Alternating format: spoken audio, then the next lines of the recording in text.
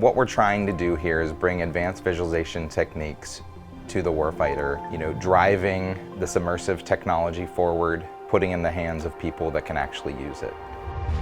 We never imagined that starting with the design of ships or the design of power plants, it would lead us to watching those ships sail, or watching those aircraft fly, or watching those facilities be built. We're taking extended reality technology and pushing it forward towards operational usage.